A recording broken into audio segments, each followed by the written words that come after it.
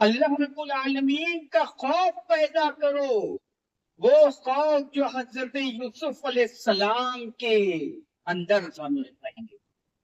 میرے بھائی یوسف علیہ السلام جو اللہ رب العالمین کے برگزیدہ بندے تھے، اللہ تعالی نے یوسف علیہ السلام کو بھی آزمایا تھا۔ ایک خاتون جس کا نام زلیخا تھا، وہ یوسف علیہ السلام پر فریفتہ ہو جاتی ہے، اور ایک دن کمرے میں اکیلا پا کر کہتی ہے کہ آؤ یوسف، میں تیار ہوں۔ تو اللہ رب العالمین نے فرمایا وَلَقَدْ حَمَّتْ بِهِ وَحَمَّ بِهَا لَوْلَا أَن رَأَىٰ بُرْهَانَ رَبِّهِ، کہ یوسف علیہ السلام بھی تیار ہو جاتے اگر وہ اپنے رب کی دلیل نہ دیکھ لیں۔ میرے بھائیو، رب کی دلیل کیا تھی؟ کیا تھی رب کی دلیل؟ کہ یوسف علیہ السلام نے دیکھا کہ ایک دیوار ہے، اس پر لکھا ہے أَفَمَنْ هُوَ قَائِمٌ، کہ اللہ تعالیٰ انسان کے ہر عمل پر ناظر ہے، نظر رکھے ہوئے ہیں۔ انہوں نے دیکھا کہ دیوار پر لکھا ہے وَلَا تَقْرَبُوا الزِّنَا، کہ زنا کے قریب بھی مت جاؤ۔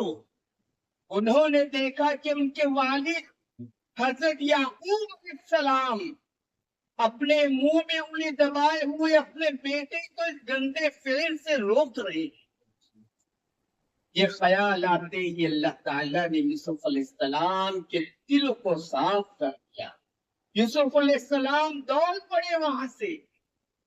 میرے بھائیو، غور کیجئے اور ذرا اپنا محاسبہ کیجئے، کیا آج ہمارے گھر کی لڑکیوں کے اندر، ہمارے گھر کی بچیوں کے اندر یہ تقویٰ، یہ پرہیزگاری موجود ہے؟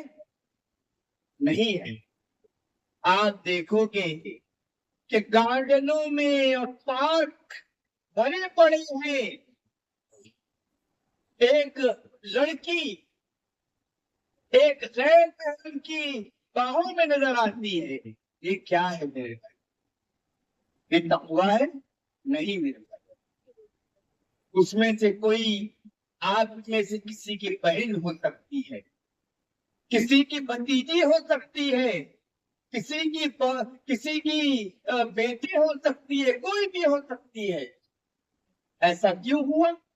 کیونکہ ہم نے اپنے بچوں کے دلوں کے اندر تقویٰ پیدا نہیں کیا، اللہ رب العالمین کا خوف پیدا نہیں کیا، اللہ رب العالمین کا ڈر پیدا نہیں کیا۔ میرے بھائی، وہ صحابیہ تھی جو اللہ کی برگزیدہ بندیاں تھی، ان کے دل میں کیسا خوف تھا، کیسا ڈر تھا کہ ایک خاتون جس کا نام ام خلاد تھا، ام خلاد، اس کا بیٹا شہید ہو گیا ایک جنگ میں۔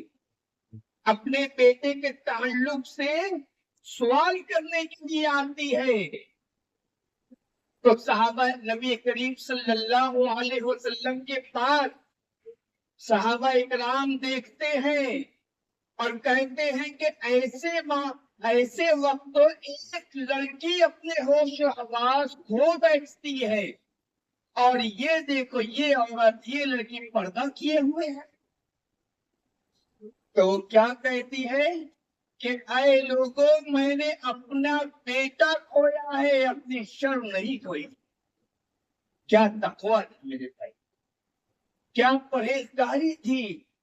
آپ غور کیجئے میرے بھائی، اگر تقویٰ زندگی میں آ جائے تو آپ کی اقتصادی زندگی سدھر جائے، تقویٰ زندگی میں آ جائے سماجی زندگی سدھر جائے، تقویٰ زندگی میں آ جائے آپ کی ازدواجی زندگی سدھر جائے۔ اگر ہندوستان، اس بھارت میں تقویٰ آ جائے تو بھارت کی تقدیر بھی بدل جائے، تصویر بھی بدل جائے۔